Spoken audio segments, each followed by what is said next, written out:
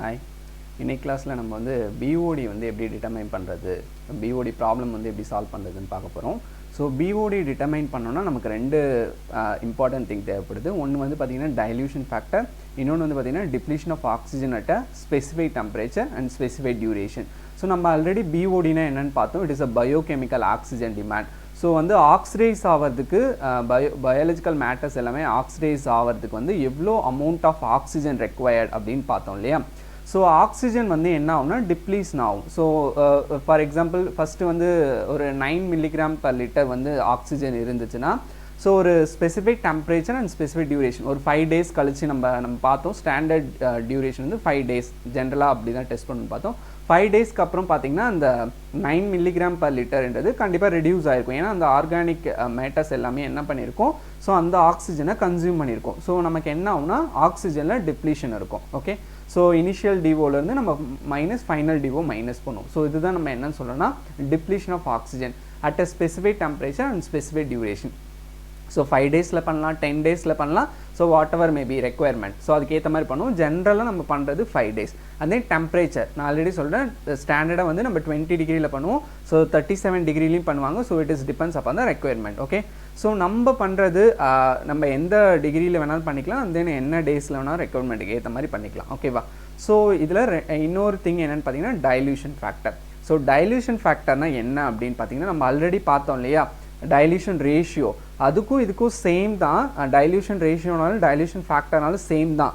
ஒரு large quantity of ரிவரை நம்ம என்ன பண்ணியிருந்தோம், ஸ்மால் குவான்டிட்டி ஆஃப் சீவேஜ் வந்து மிக்ஸ் பண்ணி அதை நம்ம என்னென்னு பண்ணோம், டைல்யூஷன் ரேஷியோன்னு சொல்லியிருந்தேன். அது வந்து நம்ம இங்கே வந்து லெபார்ட்டரியில் பண்ண போகிறோம். ஸோ இது வந்து பார்த்திங்கன்னா ஒரு பாட்டிலில் பண்ண போகிறோம். ஸோ நம்ம டைல்யூஷன் வந்து ஒரு சின்ன பாட்டிலில் பண்ண போகிறோம். ஸோ அதனால் இதை நான் டைல்யூஷன் ஃபேக்டர்னு மென்ஷன் பண்ணியிருக்கேன். ஸோ நீங்கள் புக்கு ரெஃபர் பண்ணிங்கன்னா அந்த டைல்யூஷன் ரேஷியோவும் டைல்யூஷன் ஃபேக்டர்னு தான் இருக்கும், இதுவும் டைல்யூஷன் ஃபேக்டர்னு தான் இருக்கும். ரெண்டுமே ஒன்று தான். பட் அங்கே river and then sewage quantity அதை கம்பேர் பண்ணியிருந்தோம். ஸோ இங்கே என்னத்தை கம்பேர் பண்ண போகிறோன்னு பார்த்தீங்கன்னா நம்ம எவ்வளோ அமௌண்ட் ஆஃப் டிஸ்டில்டு வாட்டர், லேபில் வந்து நம்ம டிஸ்டில்டு வாட்டர் யூஸ் பண்ணி டைல்யூட் பண்ணுவோம் சாம்பிளை. ஸோ அது வந்து ஒரு சின்ன பாட்டிலில் பண்ண போகிறோம். அதனால இங்கே நம்ம டைல்யூஷன் ஃபேக்டர் அப்படின்னு சொல்லியிருக்கோம். ஸோ டைல்யூஷன் ஃபேக்டர் அப்படின்னா என்னென்னா it is the ratio of the volume of diluted sample sewage with the distilled water to the volume of original sample of sewage. So இங்கே என்ன பண்ணணும்னு பார்த்தீங்கன்னா நம்ம லேபில் வந்து பிஓடி பாட்டில்னு ஒன்று இருக்கும். பிஓடி பாட்டில் வந்து பார்த்தீங்கன்னா மேலே வந்து ஒரு லிட் மாதிரி போட்டிருக்கும். ஸோ இந்த பாட்டில் நம்ம லேபில் பார்த்துருப்போம். ஸோ இதில் வந்து பார்த்தீங்கன்னா 300 ml கெப்பாசிட்டி. ஸோ இந்த 300 ml கெப்பாசிட்டி, ஸோ இதுதான் என்னென்னா volume of sample with distilled water. So நம்ம என்ன இதுக்கு நம்ம டைல்யூட் பண்ண போகிறோம். ஸோ இந்த பாட்டிலோட கெப்பாசிட்டி 300 mlனா, so 300 ml is an volume of diluted sample divided by the original sample. So நம்ம இந்த 300 ml ஃப்ளாஸ்கில் வந்து பார்த்திங்கன்னா எவ்வளோ ml ஆஃப் சீவேஜ் சாம்பிள் நான் எடுத்துக்கேன். ஸோ 2 ml எடுக்கிறேன்னா, இல்லை 4 ml எடுக்கிறேன்னா, ஸோ இல்லை 6 ml எடுக்கிறேன்னா, ஸோ இதுதான் வந்து என்ன சொல்கிறோன்னா volume of original sample. So என்னது dilution factor is equal to volume of diluted sample with the distilled water divided by the volume of original sample. So இது 300 ml பாட்டில் தான் நம்ம ஜென்ரலாக லேபில் யூஸ் பண்ணுவோம். So 300 divided by n amount of original sample is taken. So this is called dilution factor. This is very very important. So next, dilution factor அதே formula தான் இங்கே கொடுத்துருக்கேன். dilution factor is equal to volume of diluted sample divided by the volume of original sample. So இது already சொன்னது தான். So நான் already சொன்னேன் the standard volume of diluted sample 300 ml. So volume of bottle label வந்து நம்ம use பண்ணது வந்து பார்த்தீங்கன்னா 300 ml பாட்டில் தான் யூஸ் பண்ணியிருப்போம். ஸோ dilution factor அப்போ அப்படி கண்டுபிடிச்சா இப்போ volume of sewage sample is 4 ml. So sewage sample நான் எவ்வளோ எடுத்துக்கிறேன்னா 4 ml எடுத்துக்கிறேன்.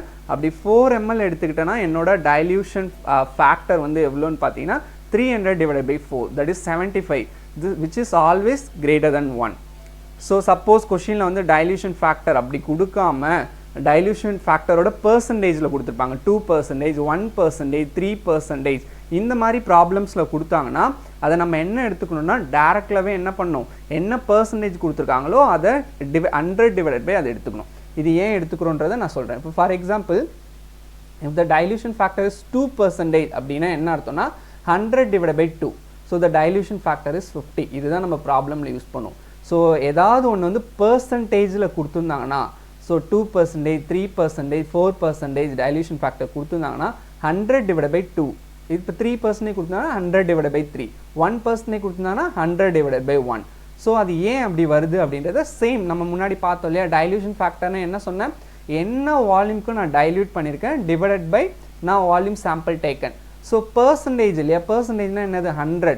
ஸோ 100னா இப்போ 2% மீன்னா என்னன்னா 2% ஆஃப் சீவேஜ் இருக்குது அண்ட் 98% ஆஃப் டிஸ்டில்டு வாட்டர் இருக்குது. இது ரெண்டுத்தையும் ஆட் பண்ணால் என்ன வருது நமக்கு 100 வருது. So volume of sample taken எவ்வளோ 2 ml. So is equal to 50. So இதுதான் டைல்யூஷன் ஃபேக்டர்.